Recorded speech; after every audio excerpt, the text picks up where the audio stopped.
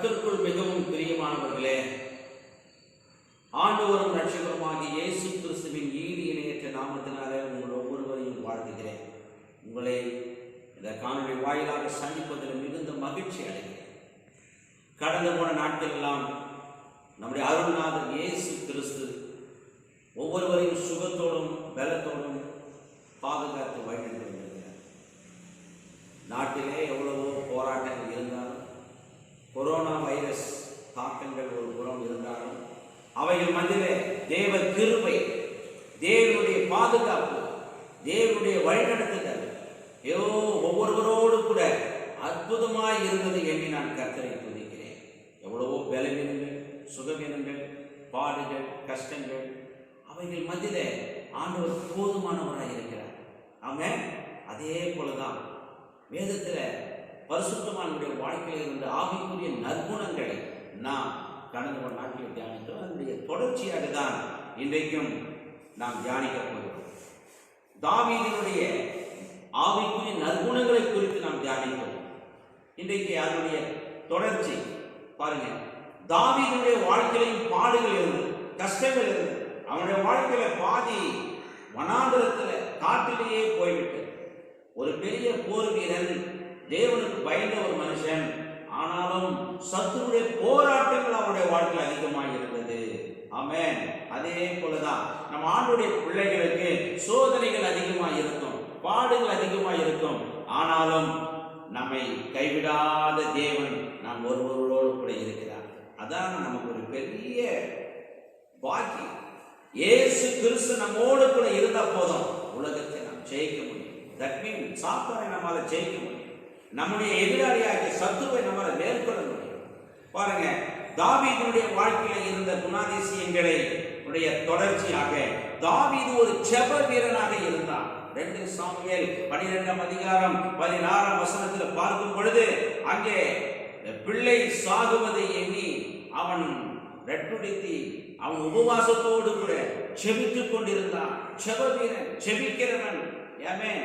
ஆகவே எனக்கு அருமையானவர்களே, அப்சலோம் நிமித்தமாக, அவனுடைய சதி நாச வேலைகள் நிமித்தமாக தாவீது தரையிலே விழுந்து தேவ சமூகத்தை நோக்கி பார்க்கிறான்.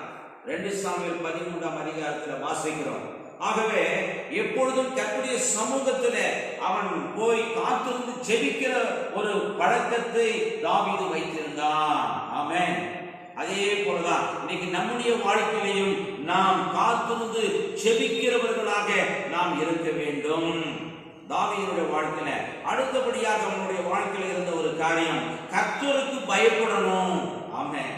கர்த்தருக்கு பயப்படணுங்கிறத அவன் ரொம்ப விரும்பினான். நான் ஆண்டவருக்கு பயந்து நடக்கணுங்கிறத அவன் ரொம்ப பயத்தோடு கடைபிடித்தான். ஆமென். சங்கீத புஸ்தகத்தை வாசிக்கும் பொழுது பயத்துடனே கர்த்தரை சேவியுங்கள். சங்கீதம் 2ஆம் சங்கீதம் 11ஆம் வசனம் 19 சொல்லுகிறது, கர்த்தருக்கு பயப்படுகிற பயம் சுத்தமும் என்றைக்கும் நிலைத்திருக்கிறதுமா இருக்கிறது என்று சங்கீதக்காரர் தாவீது சொல்லுகிறார். அது மாத்திரமல்ல, 34:9 சங்கீதம் சொல்லுகிறது, கர்த்தருக்கு பயப்படுகிறவர்களுக்கு ஒரு நன்மையும் குறையப்படாது. பாருங்க, அவனுடைய வாழ்க்கையில கர்த்தருக்கு பயப்படுகிற பயத்தை அவன் கொண்டிருந்தபடினால்தான் அது நிமித்தமாக வருகிற நன்மைகளை அவன் அனுபவித்து இங்கே நமக்கு அவைகளை அறிக்கை செய்கிறார். சங்கீதம் 112:1 சங்கீதம் அப்படியாக சொல்லுகிறது, கர்த்தருக்கு பயந்து அவர் வழியில் நடக்கிறவன் பாக்கியமா. எவ்வளவு பெரிய விஷயம் பாருங்க. அப்ப எந்த அளவுக்கு அவர் பயந்து நடந்து அவர் பாக்கியத்தை அடைந்திருந்தால் இதை சொல்லுவார். அவர் அனுபவித்து சொல்லுகிற காரியம். 115ஆம் சங்கீதத்தில் கூட அப்படிதான் அவர் சொல்ற, கர்த்தருக்கு பயப்படுகிற பெரியோரையும் சிறியோரையும் அவர் ஆசீர்வதிக்கிறவராய் இருக்கிறார். எனக்கு அருமையானவர்களே, தாவீது கர்த்தருக்கு ஒரு பயப்படுகிற ஒரு மனுஷனாக இருந்தான். கர்த்தருடைய பெட்டியை கொண்டு வரும் பொழுது அங்கே பெட்டியை கீழே சாய்கிறது எண்ணி அதை பிடிக்க போன 2 பேர் இறந்து போயிட்டார். கர்த்தர் அடித்தார். அப்பொழுது 2 சாமுவேல் 6ஆம் அதிகாரம் 9ஆம் வசனம் சொல்லுகிறது, தாவீது அன்றைய தினம் கர்த்தருக்கு பயந்து தன்னை பரிசுத்தம் பண்ணிக்கொள்ள தீர்மானித்தார். கர்த்தருடைய பெட்டி அங்கே இருக்கட்டும் என்று ஓபேத்-ஏதோமுடைய வீட்டில் வச்சுட்டு போயிட்டாங்க. கர்த்தருக்கு பயப்படுகிறவனுங்க, அவனுடைய குணாதிசயங்கள்ல ரொம்ப முக்கியமானது தேவனுக்கு பயப்படுகிற பயம் அவனுடைய வாழ்க்கையில இருந்தது. ஆமென். இன்றைக்கு நம்முடைய வாழ்க்கையில உமக்கு பயப்படுகிறவர்களுக்கு உமக்கு பயப்படும் போது, உமக்கு பயப்படும் பயத்தால் என் உடம்பு சிலிர்க்கிறது என்று சொல்லுகிறார். சங்கீதம் 119 120 உமக்கு பயப்படுகிற பயத்தினாலே என்னுடைய உடம்பெல்லாம் சிலிர்க்கிறது என்கிறார். பாருங்க, அவருடைய வாழ்க்கையில கர்த்தருக்கு பயப்படுகிற பயத்தை ஒரு கொள்கையாக, அதை ஒரு ரொம்ப விருப்பமாக, அதை ஒரு வாஞ்சியாக கடைபிடித்துக் கொண்டிருந்தார். அடுத்தபடியாக நிறைய காரியங்கள் உண்டு. நீங்கள் தியானித்து பாருங்கள் சங்கீத புஸ்தகத்தை. 7வது காரியமாக, தாவீது கர்த்தருடைய ஆலயத்தின் மேல் வாஞ்சை உள்ளவனாக இருந்தான். தேவ ஆலயத்தில் போய் உமது ஆலயத்தையும் மகிமையின் ஸ்தானத்தையும் நான் வாஞ்சிக்கிறேன் என்று சங்கீதம் 26:8 சங்கீதத்தில் அப்படியாக அவர் சொல்லுகிறார். உம்முடைய ஆலயத்தையும் மகிமையின் ஸ்தானத்தையும் நான் வாஞ்சிக்கிறேன் ஆண்டவரே. ஆமென். Praise the Lord. 42 சங்கீதத்தில் 1 வசனம் இப்படியாக சொல்லுகிறது. 42:1 மானானது நீரோடுகளை வாஞ்சித்து கதறுவது போல தேவனே என் ஆத்துமா உம்மை வாஞ்சித்து கதறுகிறது என்று சொல்லி. எனக்கு அருமையானவர்களே, தாவீதின் சங்கீதம் மானானது நீரோடுகளை வாஞ்சிப்பது போல தேவனே என் ஆத்துமாவும் உம்மேல வாஞ்சியா இருக்கிறது என்று சொல்லுகிறார். வாஞ்சி தேவ சமூகத்துல, தேவனுடைய ஆலயத்தின் மேல கர்த்தருடைய பிரசன்னத்தை அவன் அதிகமாக வாஞ்சித்தான், அதிகமாக நேசித்தான், அதிகமாக அது விரும்பினான். ஆமென். ஆகவே ஆண்டவர் அவனை குறித்து சாட்சி சொல்லும் போது அவனின் இருதயத்துக்கு ஏற்றவன் என்று சாட்சி சொல்லுகிறார். Amen. Praise the Lord. Hallelujah. ஆகவே இருதயத்துக்கு ஏற்றவன் என்று எப்படி அவர் பெயர் பெற்றார், எப்படி அவரை தேவன் தெரிந்து கொண்டார்? இதெல்லாம் தேவ சமூகத்தை வாஞ்சிக்கணும். எத்தனை பேர் இன்னைக்கு நாம் தேவ சமூகத்தில் வாஞ்சி கொண்டவர்களாக இருக்கிறோம்? சற்று நாம் ஆராய்ந்து பார்ப்போமா? இன்னொரு காரியம், தாவீதினுடைய வாழ்க்கையில அவன் ஊழியத்தை தாங்குகிறவனாக இருந்தான், அவன் ஊழியங்களுக்கு கொடுக்கிறவனாக இருந்தான். கர்த்தருடைய ஆலயத்தின் மேல் கொண்டிருந்த வாஞ்சியினாலே ஆலயத்தை கட்ட வேண்டும் என்று விரும்பினான். ஆனால் கர்த்தர் சொன்னார், நீ போர் செய்து உன்னுடைய கைகள் ரத்தம் படிந்த கைகளா போயிடுச்சுப்பா, நீ எனக்கு ஆலயம் கட்ட மாட்டாய், உன்னுடைய குமாரன் சாலமோன் எனக்கு ஆலயத்தை கட்டுவான் என்று கர்த்தர் சொன்னார். அப்படியே சாலமோன் கட்டினாலும் பரவாயில்லை, அந்த கர்த்தருடைய ஆலயத்துக்கு நான் மனப்பூர்வமாய் கொடுக்கிறேன் என்று பொன்னையும் வெள்ளியையும் வாரி வழங்கினார். 3000 தாலந்து பொன்னை கொடுக்கிறார்.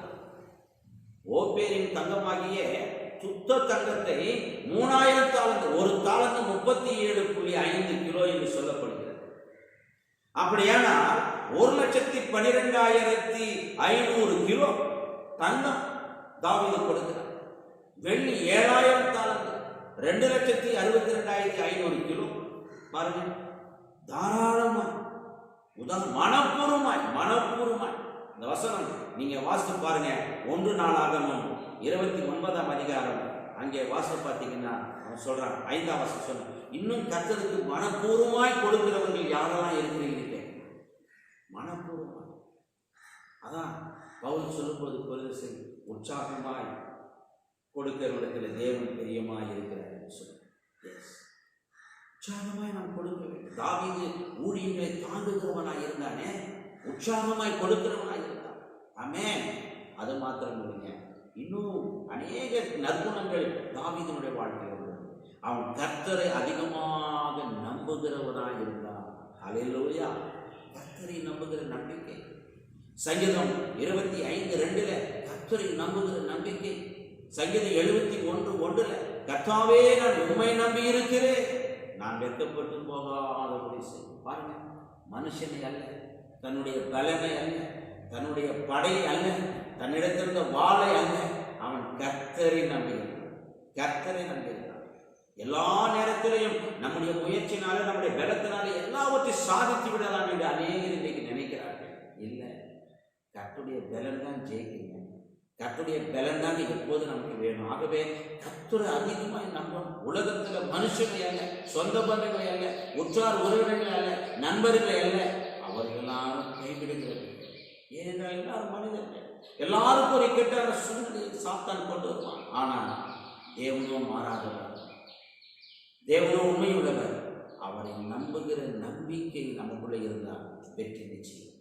சங்கீதம் 31:1 கூட நான் உண்மை நம்பி இருக்கிறாங்க, நான் ஒருபோதும் வெட்கம் அடையக்கூடாது. எனக்கு அருமையானவர்களே, சங்கீதம் 56:4 அப்படிதான் சொல்லுங்க, நான் உண்மை நம்பி இருக்கிறப்பா. தாவீது சொல்லுகிறான் பாருங்க, எவ்வளவு பெரிய நம்பிக்கை, எவ்வளவு பெரிய. ஆமென். இன்றைக்கு ஏற்கனவே நாம் 4 காரியங்களை நாம் தியானித்தோம். அவர் அபிஷேகத்தை பெற்றிருந்தார், பரிசுத்தாவின் அபிஷேகத்தை பெற்றிருந்தார். கர்த்தரால் அபிஷேகம் பெற்றவர்களுக்கு விரோதமாய் செயல்பட பயந்தார், அது ஒரு பயம். ஆமென். தேவனிடத்தில் ஆலோசனை கேட்கிறவராக இருந்தார். 4வது துதிக்கிற துதியின் வீரனாக இருந்தார். இப்பொழுது நம்ம இன்னைக்கு 4 காரியங்களை நாம் பார்த்தோம். தாவீது ஜெபிக்கிறவனாக இருந்தார், 5வது காரியம். 6வது கர்த்தருக்கு பயந்த ஒரு வழியில் நடக்கிறவரால் ஒரு கிருபையை தாவீது பெற்றிருந்தார். மாத்திரமல்ல, 7வதாக அவன் கர்த்தருடைய ஊழியத்தை, அதாவது வாஞ்சை உள்ளவனாக இருந்தான். கர்த்தருடைய ஆலயத்தின் மேல் வாஞ்சை, ஆண்டவர் மேல வாஞ்சை. 8வது கொடுக்கிற ஊழியத்திற்கு கொடுக்கிறது. எனக்கு அருமையானவர்களே, எத்தனை பேர் ஜெபிக்கிறவர்களாக மாறணுமா? இந்த நாட்டில் நாம் ஜெபிக்கிறவர்களாக மாறலாமா? தாவீதை போல அந்தி சந்தி மத்தியான வேளைகளிலே தாவீதை போல தேவ சமூகத்தில் நாம் கூடி வர பிரயாசப்படுவோமா? நம்மளை ஒப்பு கொடுக்கலாமா? கர்த்தருக்கு பயப்படுகிற பயத்தை நம்முடைய வாழ்க்கையில் வைத்துக் கொள்ளலாமா? கர்த்தர் மேல் வாஞ்சியா இருக்க பிரயாசப்படுவோமா? அவருடைய ஆலயத்தை வாஞ்சிக்கிறோமா? அவருடைய சமூகத்தை நாம் நேசிக்கிறோமா? கொடுக்கிறவர்களாக இருக்கிறோமா? கஷ்டத்தின் மத்தியில, பாடுகள் மத்தியில மெகதோனியா நாட்டு மக்களைப் போல உதாரத்துமாய் ஊழியர்களை தாங்குகிற மனப்பூர்வமாய் கொடுக்கிறவர்களாய் நாம் இருக்க வேண்டும். கண்களை மூடி ஜெபிக்கலாம். நான் உங்களுக்காக ஜெபிக்கிறேன். ஆண்டவரே, தாவீதினுடைய வாழ்க்கையில் இருந்த குணாதிசயங்கள், இந்த ஆவிக்குரிய நற்கணிகள் எனக்குள்ள வேண்டும்ப்பா, எனக்குள்ள வேண்டாம்ப்பா. எனக்கு தாங்க ஆண்டவரே, எனக்கு தாங்கப்பா. ஓ பரிசுத்தரே உமக்கு நன்றி, பரிசுத்த ஆவியானவரே உமக்கு நன்றி, உமக்கு நன்றி அப்பா. பிரைஸ் சொல்லலாம். ஒரு விஷயம் நான் ஆண்டவரிடத்தில் எனக்கு அந்த பலனை தாங்க, அந்த குணாதிசயம் எனக்கு தாங்க. தாவீதை போல நான் ஜெபிக்கிறவனா இருக்கிறேன்.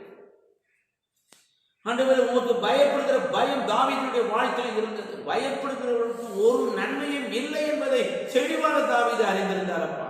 நானும் அப்படியாக மாற என்னை ஒப்புக் கொடுக்கிறேன். கர்த்தருடைய உங்களுடைய சமூகத்தையும் ஆலயத்தையும் பிரகாரங்களையும் தாவீது நேசித்தார், வாஞ்சித்தார். ஊழியத்தை வாஞ்சித்தார். ஆகவே உடைய சமூகத்தில் மானானது நீரோடு வாஞ்சித்து கதறுவது போல என் ஆத்துமா கதறுகிறது தன்னை அர்ப்பணித்தார். எங்களை நாங்கள் ஒப்புக் கொடுக்கிறோம், எங்களை நாங்கள் அர்ப்பணிக்கிறோம். ஆலயத்தின் பக்கம் எத்தனையோ பேர் தலை வைப்பதே இல்லை. கொரோனா வைரஸ் ஒரு பிரச்சனைன்னு சொல்லிட்டு தன்னுடைய ஆலயத்தை எட்டி பார்க்காதவங்க எத்தனை பேர் இருக்கிறார்கள். பயம். நீங்கள் ஆண்டவரை தேடி வரும்போது அவர் ஒருபோதும் உங்களை கைவிட மாட்டார். எனக்கு அருமையான சகோதரனே, சகோதரி, அவரை நம்பின ஒருவரையும் ஆண்டவர் கைவிட்டதே இல்லை. அவர் சொல்றார், நான் உண்மை நம்பி இருக்கிறேன், நான் ஒருபோதும் வெட்கம் அடையவே கூடாது, வெட்கப்பட்டு போகாத ஒரு தெளிவு தாவீது கொடுக்கிறார். நன்றி. எங்களை தாழ்ந்து எங்களை ஒப்பு கொடுக்கிற மாட்டோம். நன்றி.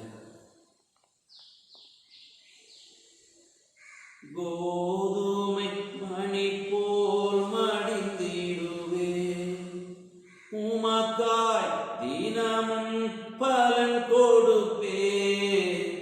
அவமானம் நிந்தை சிலுவை தனி அனுதினம் நான் சுமக்கின்றே. உமக்காகத்தானே ஐயா நான் உயிர் வாழ்கிறேன் ஐயா. இந்த உடலும் உள்ளமெல்லாம் அன்பர் உமக்காகத்தானே ஐயா.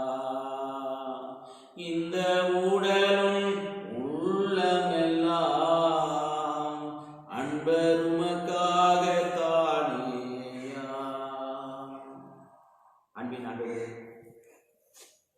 எங்களை தாழ்த்துகிறார்.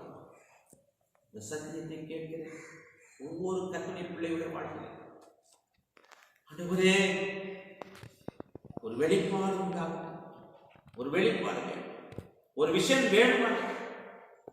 தாவீதினுடைய வாழ்க்கையில் இந்த நற்குணங்கள் என்னுடைய வாழ்க்கையிலே நான் கடைபிடிப்பேன் ஒரு தைரியத்தை, விசுவாசம், பலனை, ஒரு தரிசனத்தை கற்றுக் கொடுக்கப்பா.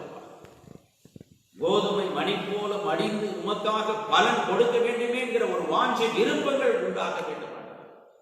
அவமான நிந்தை சிலுவைகளே நாங்கள் இன்றைக்கு அதை ஒரு பெரிய பாரமாய் கருதாமல் அதை நாங்கள் நேசிக்க வேண்டும் அப்பா, நேசிக்க வேண்டும். ஓ என் தேவனே, உம்மை நம்பி இருக்கிறப்பா. கர்த்தருடைய பிள்ளைங்க ஒருபோதும் வெட்கப்பட்டு போகாதபடி உம்மை நம்பி இருக்கிறார்கள். எத்தனை பேர் ஆவிக்குரிய நற்குணங்களோடு வாழ்ந்து கொண்டிருக்கிறார்கள். அவர்களை பார்த்து இன்றைய தலைமுறைகள், வாலிபர் சமுதாயங்கள் இன்றைக்கு ரட்சிக்கப்பட வேண்டும் அப்பா, மனம் திரும்ப வேண்டும் ஆண்டவரே, ஒரு வைராகி கொள்ள வேண்டும் அப்பா. பலன் தாரும் அப்பா, பலன் தாரும். தயவுள்ள கருத்தில் அர்ப்பணிக்கிறேன்.